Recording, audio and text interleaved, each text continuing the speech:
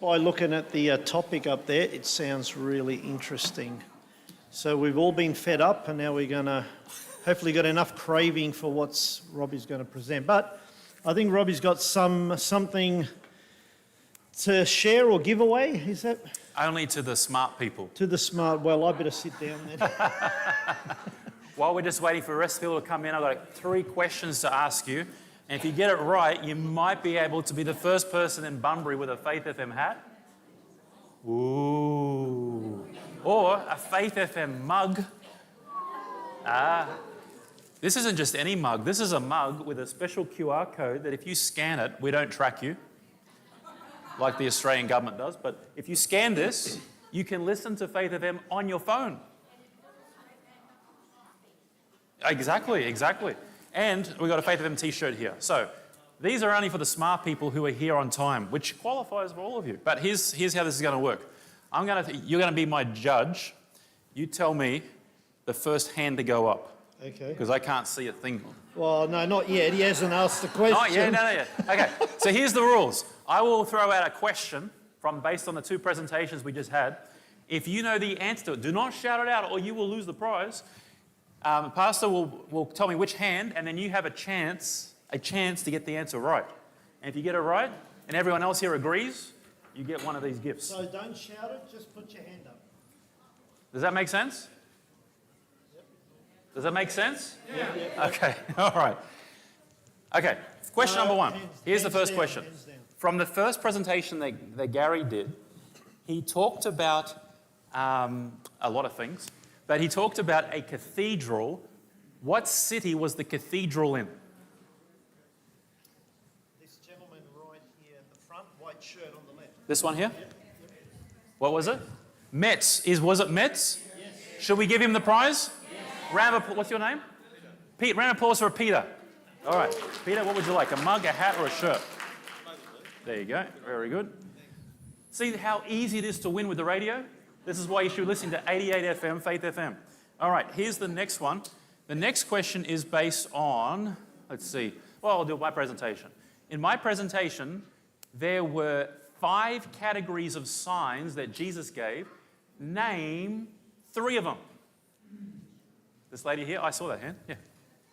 Just 3 of the 5 categories. Religious, political, and social. Was she right? Yes. You're all paying attention. Wow, excellent. What was your name?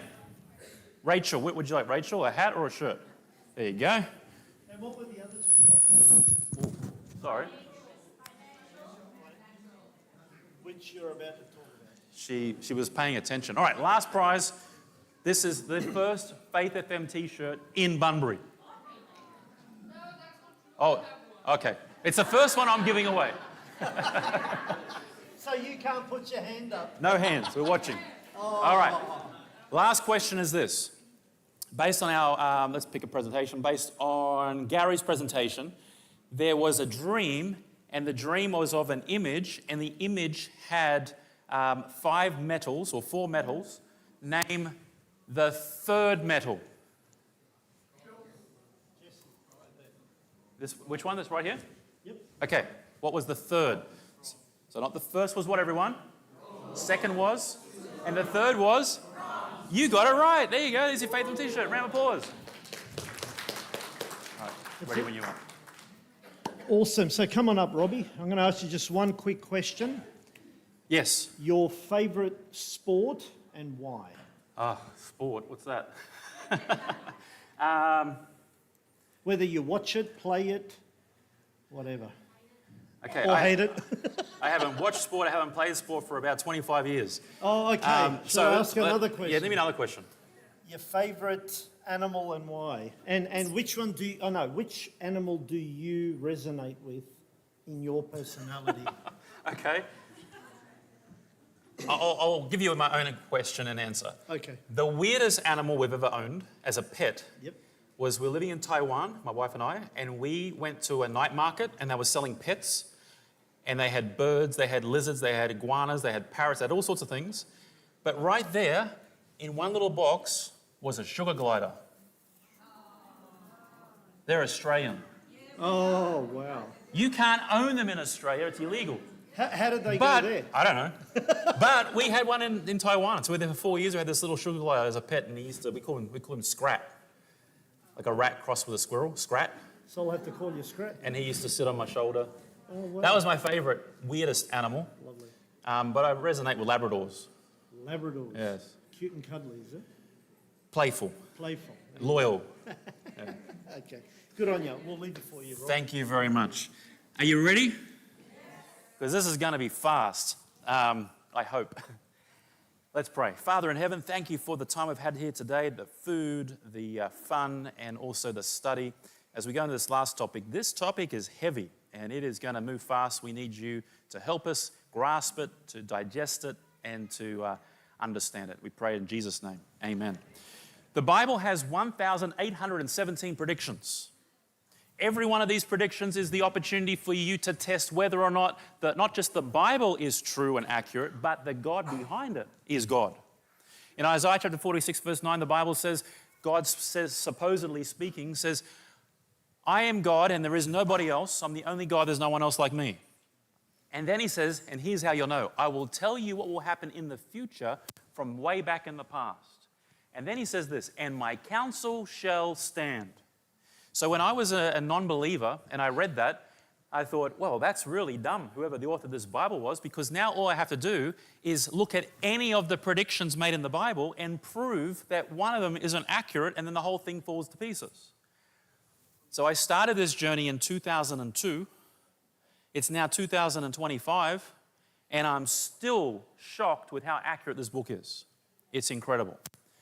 I want to take you onto a story as we look at this topic of the global agenda and the financial aspects of Bible prophecy. Take you back to a story that took place to me in 1999. In 1999, I was not a religious person. I was working as a software engineer in Brisbane, the greatest city in Australia. At least you're listening now.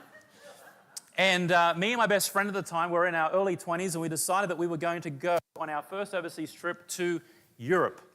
And so we went to the travel agent. We said, we want to go to Europe. We've got 6 weeks annual leave, and these are all the places we want to go all over Europe, and help us get tickets. So she sat down there clunking away on the keyboard, and she booked the tickets, the itinerary, the whole thing.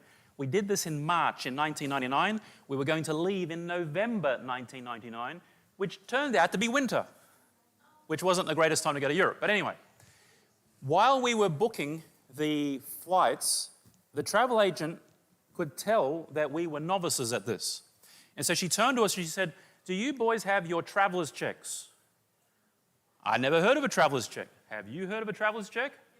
Yeah, that's because you're old.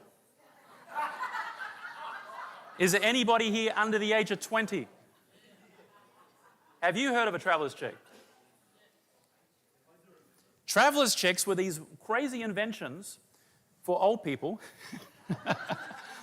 that basically you go to your bank, you give them Australian dollars, and they give you these pieces of paper that have like $50 US worth of value. You go overseas and you want to buy some pasta in Italy or something, you write a check for $50 and they give you the difference in local currency. Because in Europe back in those days, every country had its own currency.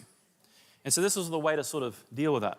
They also had a thing called a bank card. You used to put it into this machine and you go crack, crack, crack, crack, crack, crack, crack, crack, and it would press the card number into some carbon paper and you get the number and a bill a couple months later.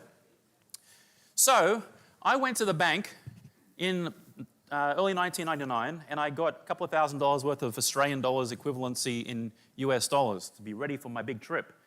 But then in September 1999, which is about 2 months away from me going on my big overseas trip, I got a letter from National Australia Bank, who I banked with at the time, and they said, guess what, Robbie? Congratulations, you have a brand new ATM card with a plus logo on it. You see that blue little logo there? And they said, this is a new banking era, and you have this card which unlocks access to any ATM in the world with a plus logo. You can put your Australian ATM card into that machine overseas, your Australian PIN number, and withdraw your Australian money in local currency. Wow, this is incredible. This was revolutionary. It changed the course of how finances took place, because what had happened in the 1990s was the internet. And as the internet started to spread its tentacles into every area of life, it spread its tentacles into the banking sector. And as a result of that, from 1990 onwards, we now have a global financial system, which allows for real-time checking of passwords and bank balances and all the rest of it. So when I went to Europe, I went to every ATM I could find, put my ATM card in, and got an account balance. When I was in Italy, I had lira. I was a millionaire. When I went to Spain, got pesos. I was a millionaire. But when I went to London, I was below poverty because of the exchange rates. It was incredible. Now, I want you to remember this story. What year did it take place? 1999. What was the outcome? A global financial system. All right, park that story there for a second. Here's the next point of the story I want to give you. In the early to late 1990s, there was a very famous American political commentator by the name of Thomas Friedman. He was an advisor to the Clinton administration in the United States as well as the Bush administration, Bush Sr. And in this period of time, Thomas Friedman became noted as a very influential commentator on things to do with global relationships, strategies, and economy. He wrote a book in the 1990s, which was published in 1999, called The Lexus and the Olive Tree.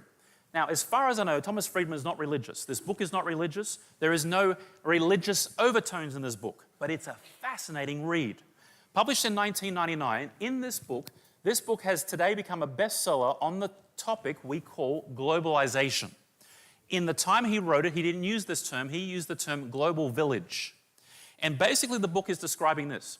He's looking at the world in the 1990s, which was a really interesting decade for those who remember it.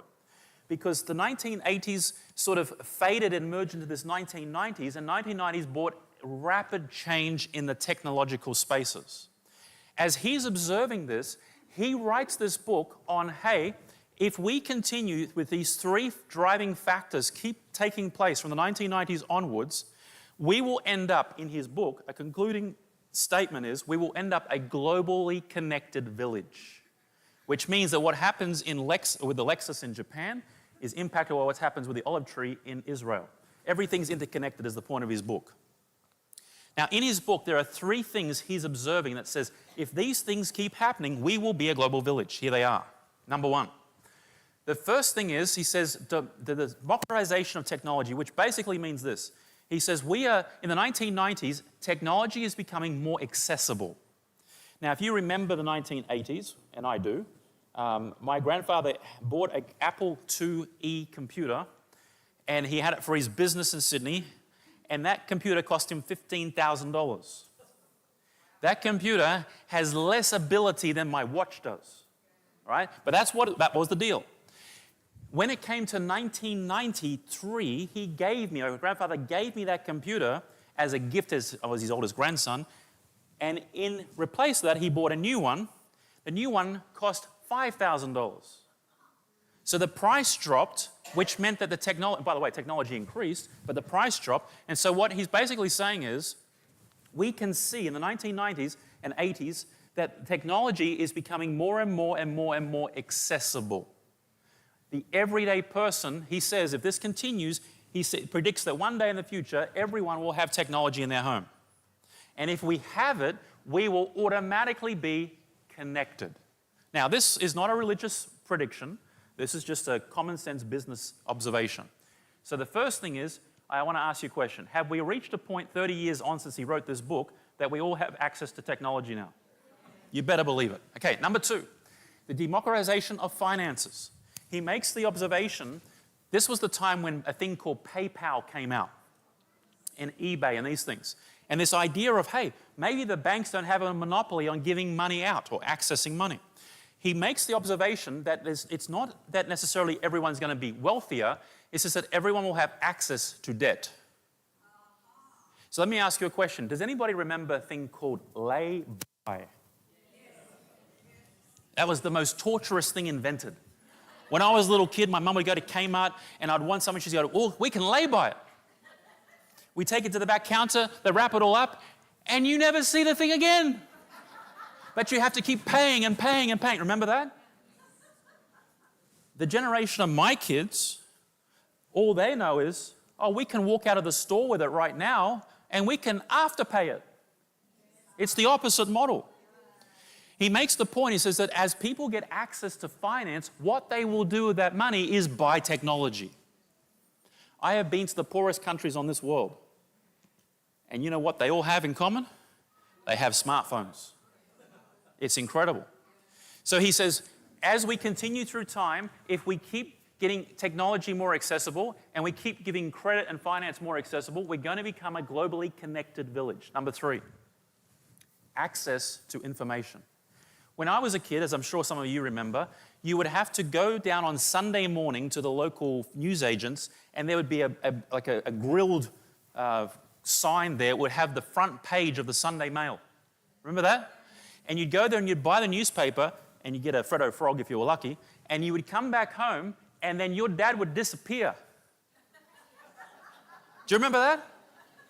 With a newspaper. Because that newspaper had all the information in the world for that week. That's how we got information. If you want to know what was happening somewhere else in the world, you had to wait until the media told you. When the internet, I'm clicking buttons here by accident, aren't I? There we go.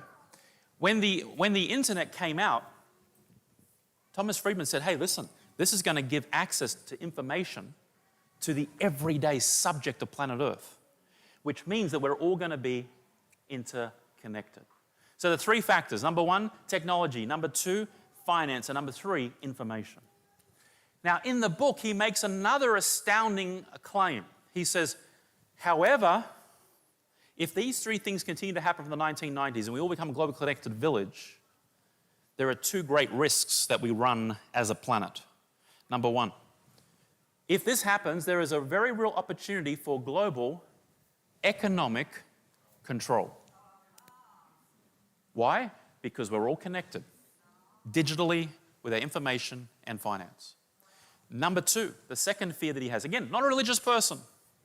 The second fear he has is there is a very real possibility that we will have a global economic collapse. This was his observation, not a prophet, not religious, observation in 1999. But what about the Bible? We've looked at this amazing prophecy Gary took us through from ancient Babylon all the way down through the different periods of empires, down to that divided feet, Western Europe. Then we saw in the last presentation that this Rabbi Jesus makes astounding claims that the world will be in this trajectory of 5 categories of signs right before the end. What does the Bible say? Does it say anything about this idea of finance or economics? When we ask this question, most people have these sorts of images in their mind thanks to the creativity of Hollywood. They're thinking of things like RFID chips implanted under their right hand. In fact, if you go to places like Sweden and Netherlands and some of these areas, there are already corporations that have their employees embedding these things in their hands to access the cafeteria, to access the doors, to access the car park. There's places in the United States that do the same thing. But is this what the Bible is talking about? Some people think it's barcodes on heads. In the 1980s, when barcodes became a thing. Do you know, I remember going to the IGA, or it was before IGA was a thing, but before IGA, going to the grocery store, and there were no barcodes. And you had the tin, and someone had got a texter or a marker and wrote the price on. Do you remember that? And then there'd be the girl who actually knew mathematics, and she knew how to calculate. Now, so I remember people saying back in the 80s, this is the beast, the barcode, they're tracking us. Maybe they are. But that's what some people think of economic prophecy. Is that what the Bible's talking about? We'll see. I want to take you to where this imagery is generally lifted from. It's lifted from a book called Revelation.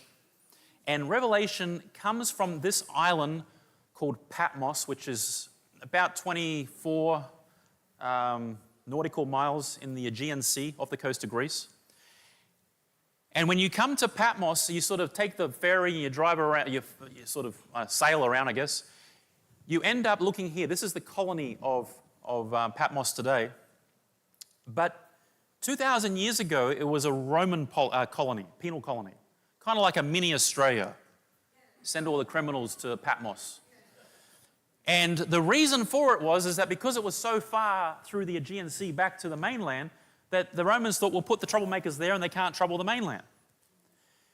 So one day, there was this guy called John, and John was on the Mount of Olives with that Rabbi Jesus in the previous session, and John was one of the ones that asked the question, what will be the sign of your return?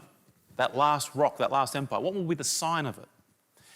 Now, John was the last living one of those disciples that asked that question. Everyone else died. In fact, everyone else was murdered. John's the last living one. And the problem with John was wherever he went, he shared this teachings of Rabbi Jesus. The Romans hated it. So they put him on a boat, they sailed him here. At the time, there was about 200 people that lived here on Patmos. They put John there saying, well, the worst he can do is convert 200 people.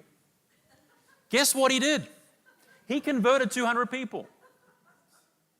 So on this island, tradition tells us that there is this building was not there when John was there, but there's this cave of the apocalypse, which is where it's traditionally believed that John received the vision of the book of Revelation.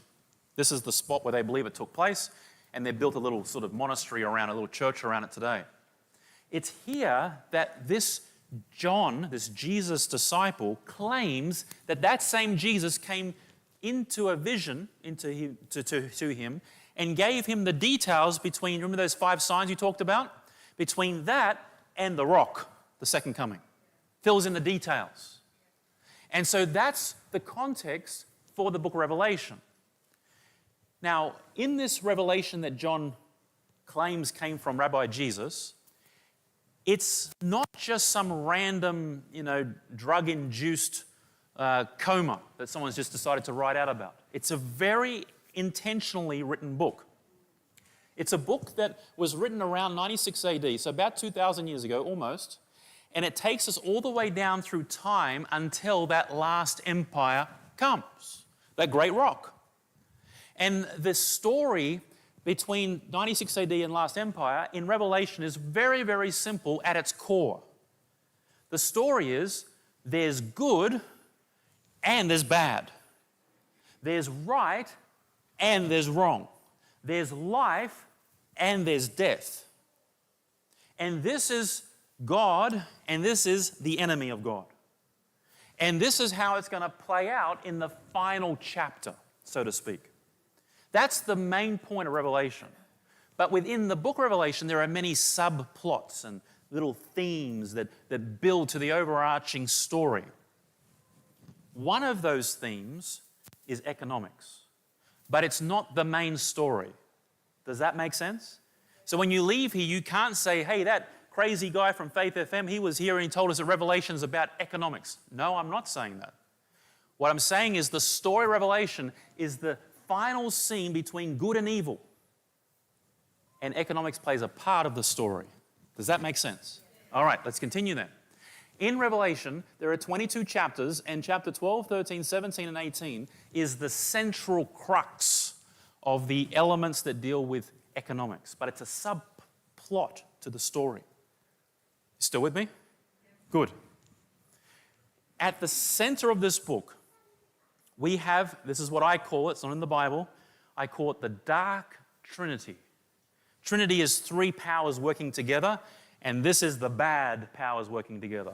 The Bible describes it as a dragon, a sea beast, and a land beast. What are they? Dragon, sea beast, and land beast. I like to give things nicknames in case you haven't been able to tell. I've nicknamed the dragon the architect. The architect is the one that creates the system, the alliance, and designs the outcome. But the sea beast is the front man. He's the puppet. He's the face of the system. And then the land beast is the muscle. He's the one with the big stick. Now, if we had longer to go through this series, the good news is if you go through this masterclass series, Secrets of Prophecy, you will get this very clearly. But in ancient Hebrew prophecy, animals always represent systems, kingdoms, and powers. Always. So when we look at this in the last book of the Bible, we're not shocked. we go, so there's three systems that will work together with a global agenda. So the architect, the front man, the muscle. Here's what it says about it. Now, I've condensed this down. This is normally a 2-hour presentation. I'm condensing it down to about 45 minutes. This is what it says. Then I saw the what? Beast rising above the sea. That's the front man. The dragon gave him his power, his throne and great authority. That's the architect. Then I saw another beast coming up out of the what? Out of the earth. That's the muscle. Then it says this about the muscle. And he exercises all the authority of the first beast, and all the what, everyone? World marveled and followed the beast. This is a global issue according to a 2,000-year-old prophecy written in a cave. You don't have to believe any of this. I suggest you pay attention, but you don't have to believe any of it, because we need to test it. So it's very clear in this dark Trinity, chapter 12, 13, 14, 15, 16, 17 Revelation, that they are all about getting the whole world onto a single agenda. But the question is, how are they going to control the whole world according to a 2,000-year-old prediction? How is that going to be possible? Because no one controls me, right? No one controls you, right? You don't seem so certain anymore, Bunbury. According to the prophecy, how will they control the world? There are two ways, according to the prophecy. Number one, global economic control.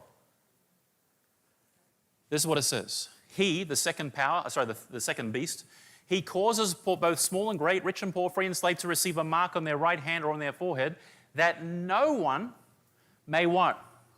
Buy or sell except one who has his mark or his name or the beast or the number of his name.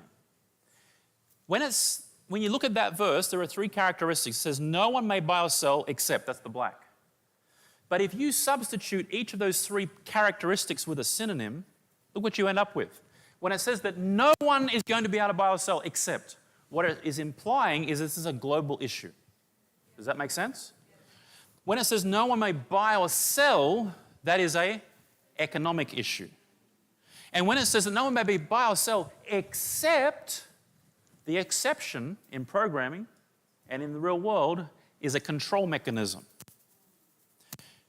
So you have global economic control. This was written in the cave in 96 AD. Looking down to the future of our time, there's going to be a time when there will be global economic control. People have laughed this to scorn for the last 2,000 years.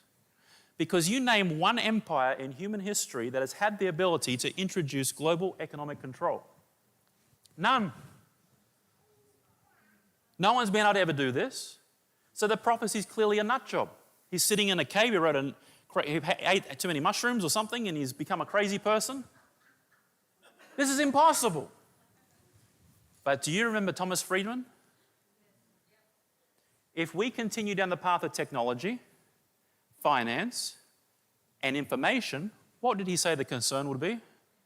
We could end up in a world that has global economic control.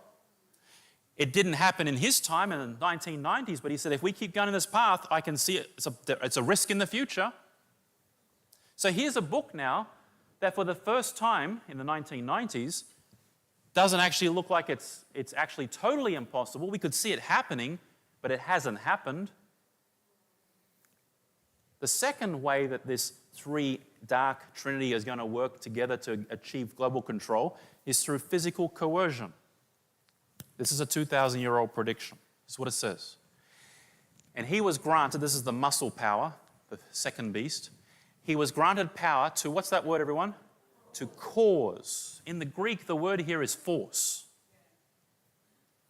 He was granted power to force or cause that as many as would not worship of the image of the beast should be what? That is coercion. So the causing is, you do this or there's consequence. Does that make sense? So what's the purpose of these three systems, these three powers coming together in order to have global control? We know how they're going to do it, global economic control and physical coercion, but what's the purpose of this? Why are they trying to achieve this?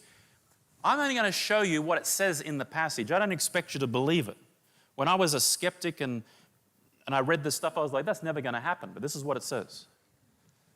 The issue that they're trying to do all this for is global worship or allegiance. You say, Robbie, that will never happen. Well, this is what it says. It says, and all the what? That includes Bunbury, right? You're not a different planet to Earth, are you? All the world marveled and followed the beast. That's the second beast, that's the puppet. So they what? Worshipped the dragon. And they gave authority to the beast. And they what? Now, this is a 2,000-year-old prediction in the cave looking to the future and says, hey, there's going to be three powers coming together. They're going to try and have global control. They're going to do it through global economic control and through physical coercion. And the goal of these two things is to achieve worship. You say, Robbie, are you insane? Let's see. According to the prediction, what's the result of these three powers bringing global worship as a front and center issue? What's the result? The result, according to Revelation, will be global economic meltdown. What was the second fear that Thomas Friedman had? Global economic collapse. This is what Revelation says. This comes in the context that the three powers have come together. They have brought in global economic control and physical coercion, and they're trying to achieve global worship. The immediate result in the prophecy says this: the merchants of the earth will weep and mourn. Why? For no one buys their merchandise anymore. What does it say next? For in 1 hour, such great riches came to nothing. That's an economic collapse. So that's the good news.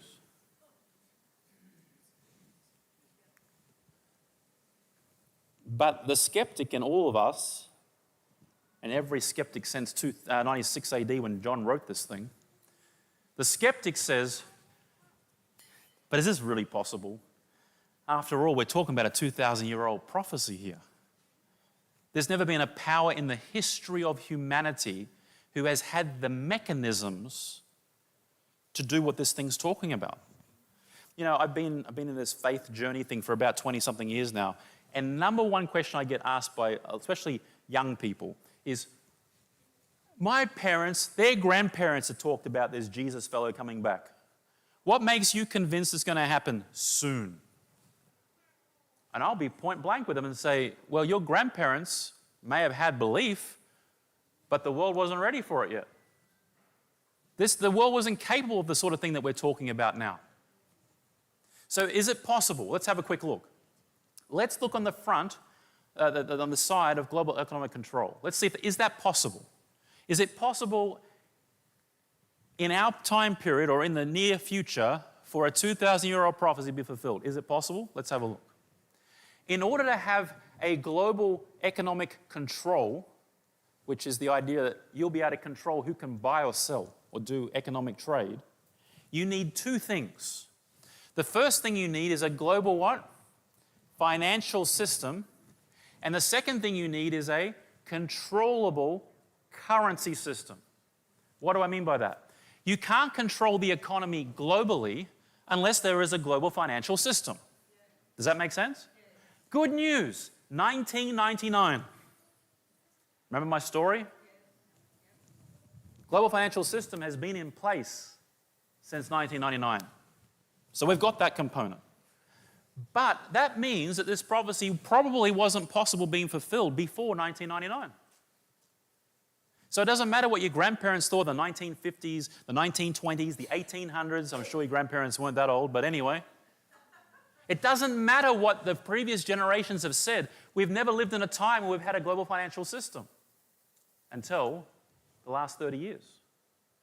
But the second thing we need is a controllable currency system. What's the difference? Well, we've had a global financial system, but the currency is still cash. And you know what they say, right? Cash is king. Because with cash, nobody can control me. Something's got to change with the cash then. And by the way, every country on earth has the cash problem in terms of a controllable currency.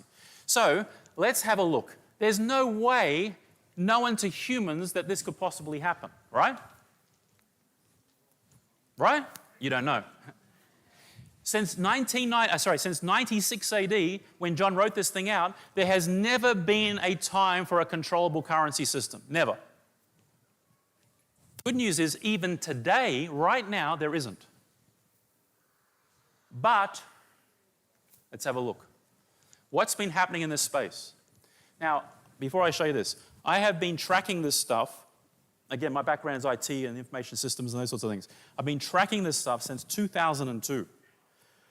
But I'd be here for an hour and a half, literally, with all the slides I could show you on this. So I'm going to give you a highlight, starting in 2018.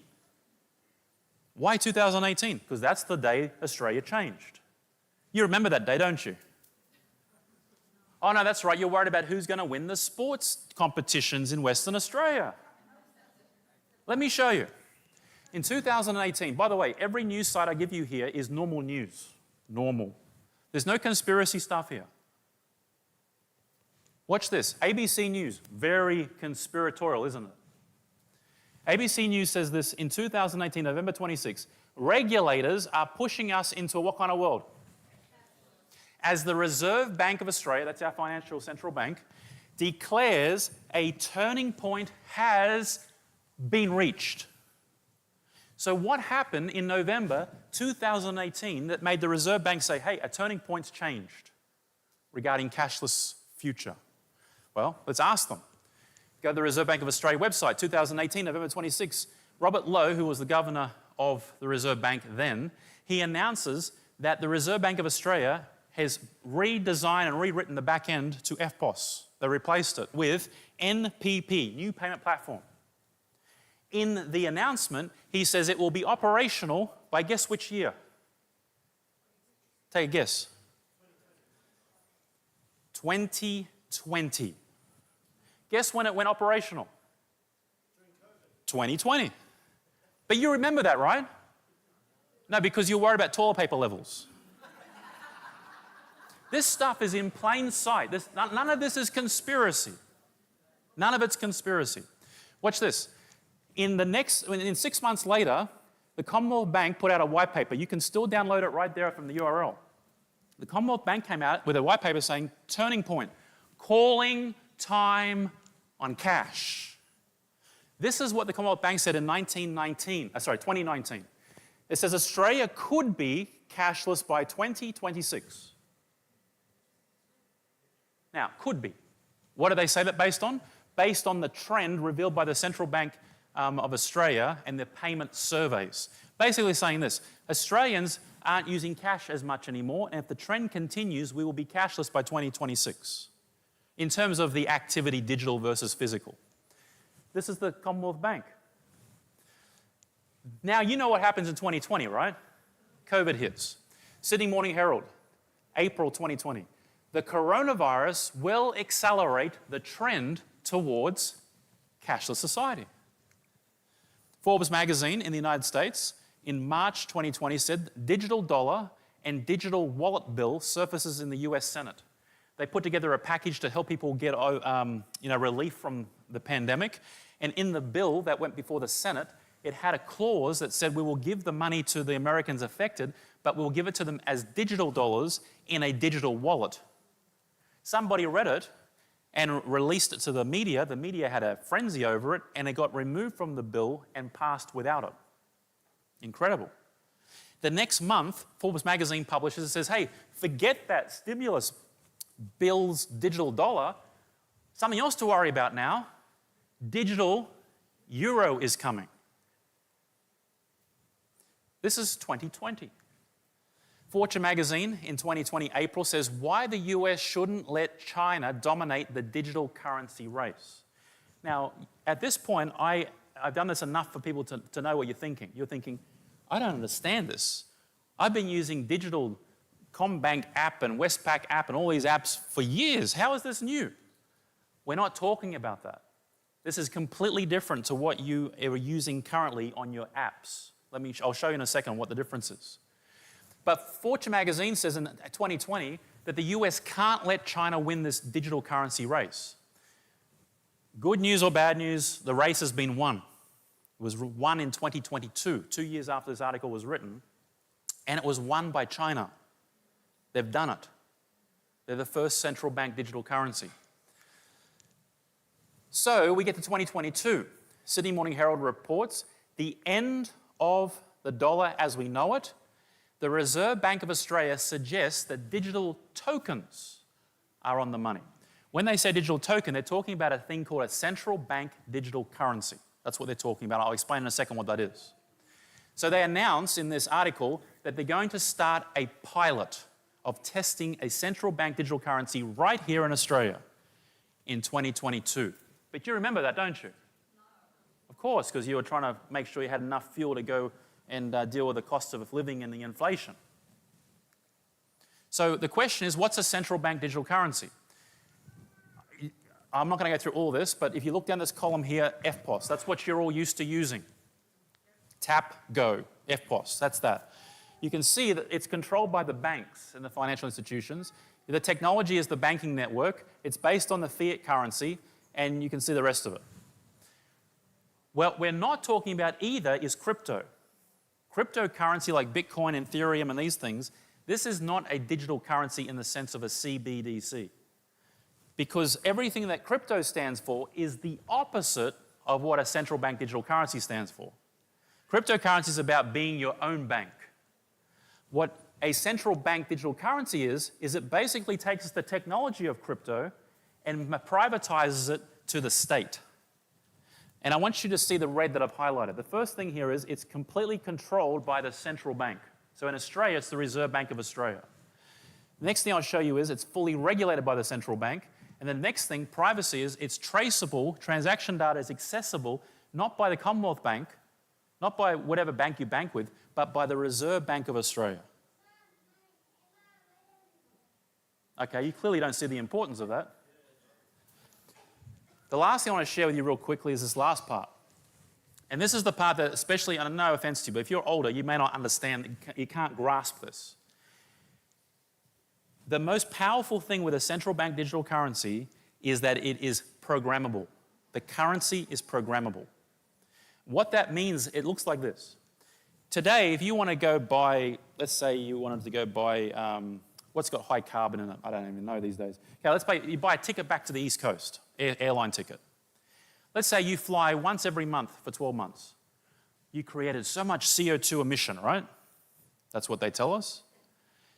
With a controllable currency that's programmable, you can design your wallet to say this.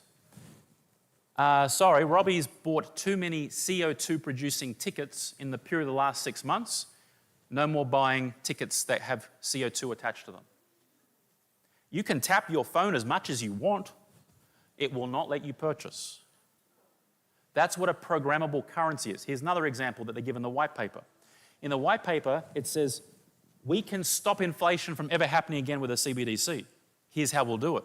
Inflation, according to them, is because you've all got money in your banks, you don't want to spend it, you save up your money, then you all go spend it at the same time, and it causes the price of things to go up. That's the theory. So, to solve that, we'll make all your money expire. So you might have $1,000 in the bank, the controllable currency type, but it will expire in 6 months or whatever day that they give from the time that you get it into your account, which means that whenever it arrives, you've got a period of time before you have to spend it, otherwise you lose it. And that way, you will never have inflation. You also will never be able to acquire wealth. Another example they give is that a programmable currency, which is tied to a wallet, which is tied to some sort of device, will mean that you can be controlled to only spend within certain geographical regions. These are all examples they give in the white paper of what a central bank digital currency is capable of doing. It's a controllable currency. So the Reserve Bank of Australia on August 9, 2022 announces a digital currency trial. They announced it. We're starting it. It was a 12-month trial. Started in 2022. By the time they got 6 months into it, or thereabouts, This article came out and says the Central Bank of Australia has concerns over the impact on banks after an Aussie central bank digital currency rollout. Basically what they're saying is, hey, we've done a bit of trialling here for a couple of months and we just realised something. If we roll this thing out, the Reserve Bank of Australia believes that it will replace the Australian dollar, ultimately avoiding commercial banks fully. Because here's the deal. If the central bank has the wallet that you have with them, and I have a wallet with a central bank, and you have a wallet, and we want to transfer money, why do I need a bank? There's no need for a bank. And so they're like, oh, if we roll this thing out. So then they're starting to figure out what the role of commercial banks will be in the future. Fortune magazine has a section called crypto, and it says central bank currencies are coming whether we want them or not. 2023. In 2022, the federal chairman, this is of the US Reserve Bank, says that a US central bank digital currency would not be what? It's not anonymous. In Reuters magazine, they put out in 2023, a study shows that there are currently 130 countries around the globe all studying central bank digital currencies at the same time. Think about this. In the history of humanity, we have never been able to do this, control people with currency. And all of a sudden, in the last 5 years, not just one country is trying it, we're all trying it at the same time. This is cbdctracker.org. They track the status of each country in where they are in the process of a central bank digital currency. So you can see it starts with research at the top, then proof of concept, then pilot, then launched. Every country is at different stages. In 2023, what colour is Australia? It's green, which means it's in the research stage. Let's fast forward to last month. We're now in proof of concept stage. The next one's pilot, followed by launch. This isn't science fiction. This isn't conspiracy theory. This is their own data being presented to us. The world as we know it is about to change in the area of finance like you have never seen in your lifetime. No generation has ever seen this in the history of humanity. Controllable currency, which just so happens to sound like a 2,000-year-old prediction written in a cave. Now put that into the scale of things. We have the 5 signs of Jesus, right? Rabbi Jesus on the Mount of Olives. The natural, the political, the social, the spiritual, and the financial. All of these 5 things are all happening now at the same time.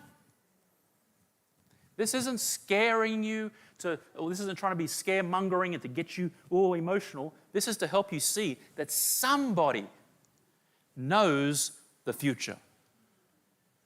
And I'm pretty sure it's the author of this book we call the Bible. President Biden apparently wrote this in 2022. He says, my administration places the highest urgency on research and development efforts into the potential design and deployment options for a United States central bank digital currency. This is coming whether we like it or not. Now, if you've ever done an international transfer in the current system, you know you use SWIFT. You know, a SWIFT code. Every bank has a SWIFT code. SWIFT is the glue for transferring funds internationally. What SWIFT came out and said in 2024, last year, almost just over a year ago, they said SWIFT is planning to launch a new central bank digital currency platform within 12 to 24 months. We are 12 months past when they wrote this. There's another 12 months in front of us. And the purpose of this platform is to provide the way to seamlessly transfer between one digital currency to another digital currency. See, I used to think that this might end up being we all have one currency, the whole world. I don't believe that will be the outcome anymore. I believe each region will have their own currency, but they're all going to be exactly the same. They'll all be controllable currencies by central banks. And then a system like this is the broker between all the currencies. The outcome is still the same. You can control any citizen anywhere on earth through their currency. That will be the outcome. This is incredible. First time in human history. But there's a second element. Remember this prophecy? It said there will be global financial control. Is that possible? Not right now, today it isn't, but it looks like they're planning for it at least in the next 12 to 24 months. At least the first iteration. I'm not saying it's all fulfilled in 12 months, and that's not what I'm saying at all. But it's coming. For the first time in human history, this stuff is coming. It's incredible. But what about the second characteristic of control? Physical coercion. There's no way that anybody can force me to do something, is there? Now, I'm going to show you some slides here. Trigger warning for those who are in danger of being triggered. I'm not showing you these slides to suggest that one side is better than the other side in what happened in the last 5 years. I'm just showing you that the world has changed. Let me show you what I mean. Do you remember, this is Channel 9 News. Do you remember this expression? No jab, no job. Remember that? Now, I'm not saying you should be pro or anti-vax. That's not the point of the story here. The point is that we saw our governments, for the first time, at least in my lifetime, use coercion to get an outcome. Okay? Now, again, I'm not trying to be political. I'm just trying to show you a principle. Do you remember things like this? Sydney Morning Herald. No, this was Qantas. No jab, no fly. So you can't have a job, you can't fly. Certain things are happening. You can't choose certain things if you don't go along with the coercion tactics. Here's another one.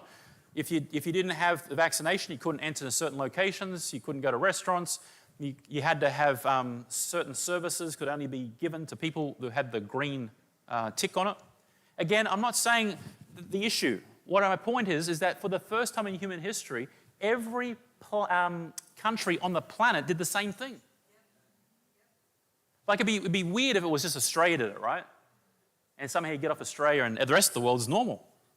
But if you got out of Australia and you went to Italy, it's the same thing. You go to South America, to Chile, same thing. You go to North America, same. Everywhere on the planet at the same time was doing the exact same thing. So what that tells me is we are now a globally connected village. Do you remember the story at the beginning?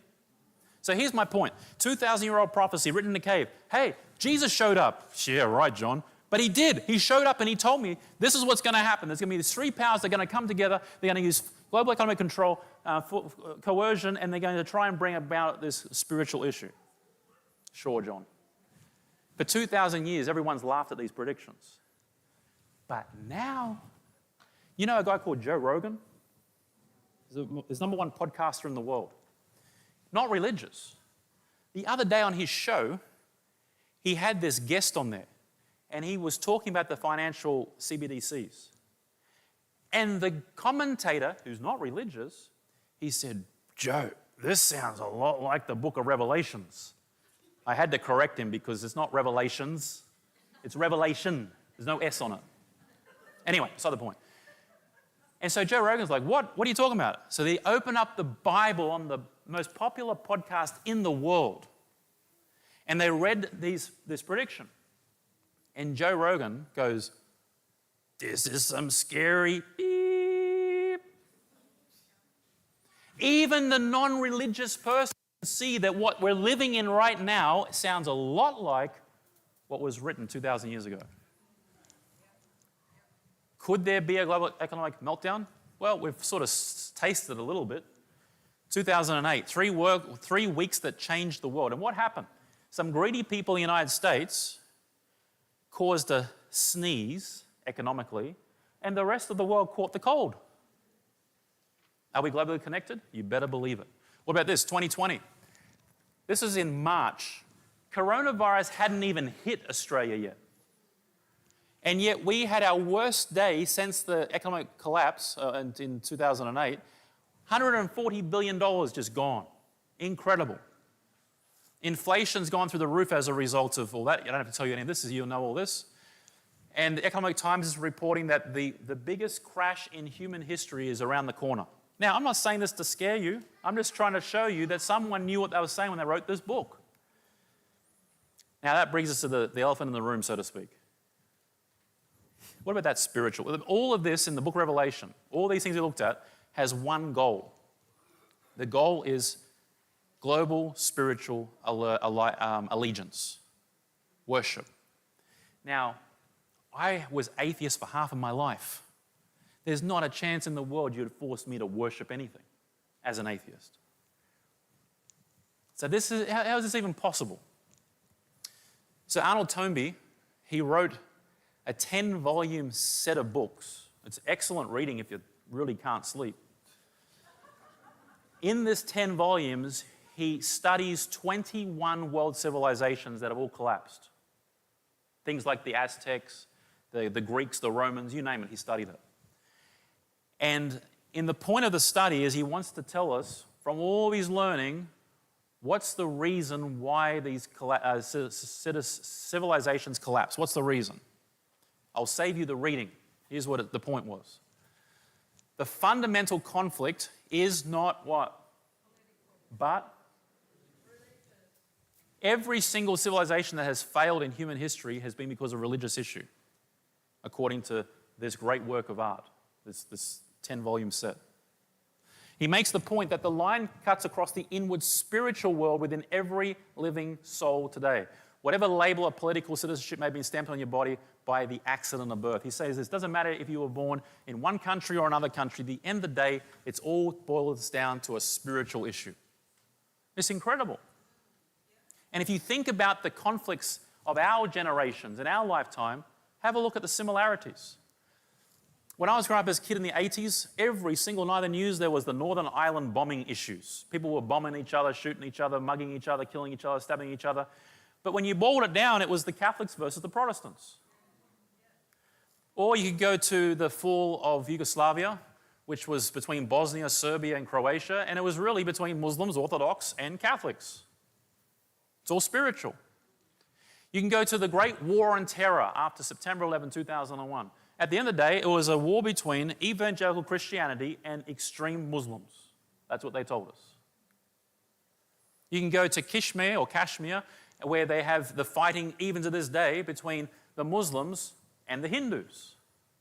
You obviously have heard about this one in the Gaza Strip and surrounding Jerusalem and Israel. But we've got the issue of the American Protestants, the evangelical Protestants, the Muslims, and the Orthodox, Jews. But what about America? Isn't that the land of glamour and land of opportunity and the beacon to the free world? They would never in a million years go down this religious control and coercion. Surely not. Because after all, the United States of America is based on what they call the American experiment. And the American experiment was really fascinating. It was basically to create a new form of government never before seen in Europe, which was essentially the separation of religion from politics. It was religious freedom. You could worship whatever you wanted according to your own conscience. And two, you could have civil freedom. You were not going to be bound by some king or his retarded sort of son that became the next king, and his retarded son became the next king. We weren't going to be bound by that. The Americans said, we're going to choose our leaders, and if we don't like them, we'll vote them out. So the two great strengths of the United States of America was religious freedom and political freedom, which basically created what they call the wall of separation between church and state, or between faith and politics. And for the last couple of hundred years, I believe the reason the United States has been so prosperous and so fundamentally important is because they had these principles. By the way, let me ask you a question. Have you read the Australian Constitution?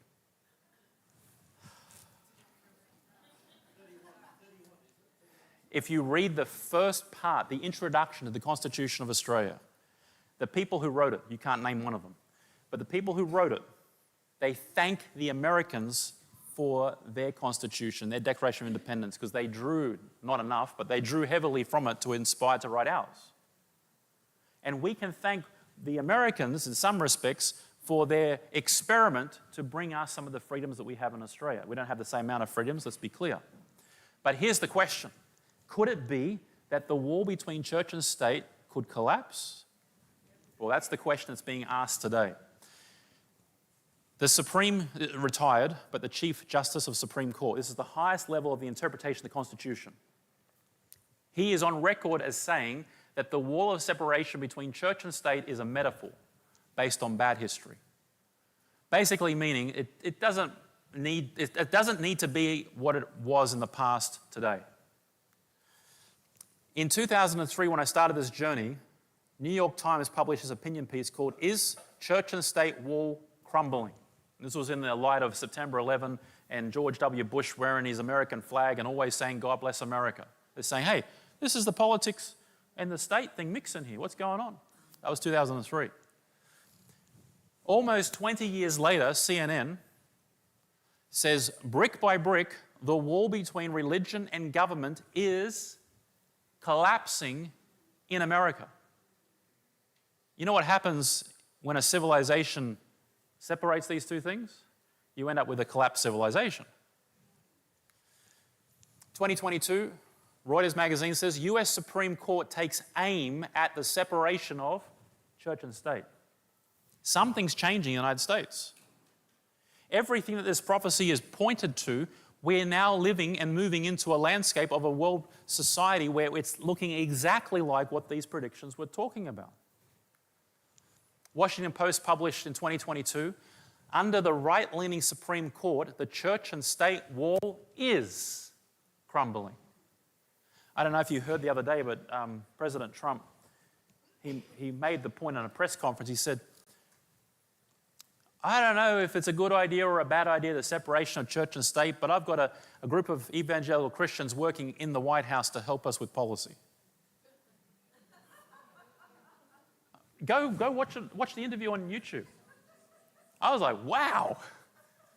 We are moving into the very time that this book of Revelation is pointing us to. And then, of course, there's this Project 2025. Of course, officially, Trump says he knows nothing about this. However, this is what the Democrats... Now, the Democrats are Democrats. They hate the Republicans. Republicans hate Democrats. You understand that. So they're going to be biased. But this is what the Democrats write about Project 2025. It says, critics have characterized Project 2025 as an authoritarian Christian nationalist plan to steer the United States toward autocracy.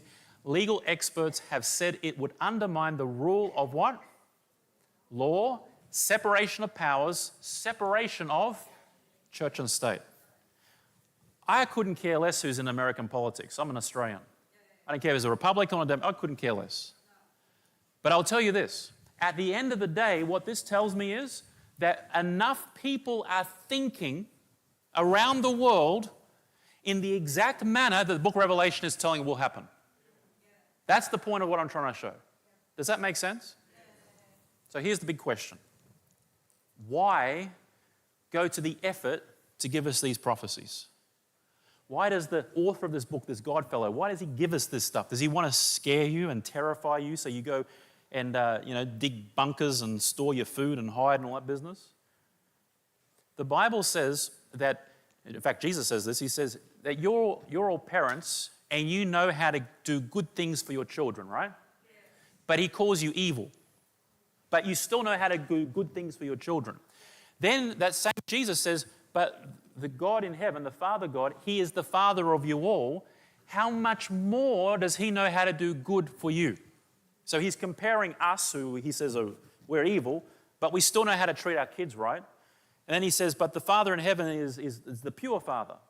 So if I as a father would not give a story to my kid to terrify them, to cause them to have nightmares and to send them to run off and hide under the ground from the boogeyman, why then does the Father of us all give us these prophecies? Because I've seen people literally run out in fear, dig holes and go big deal bunkers.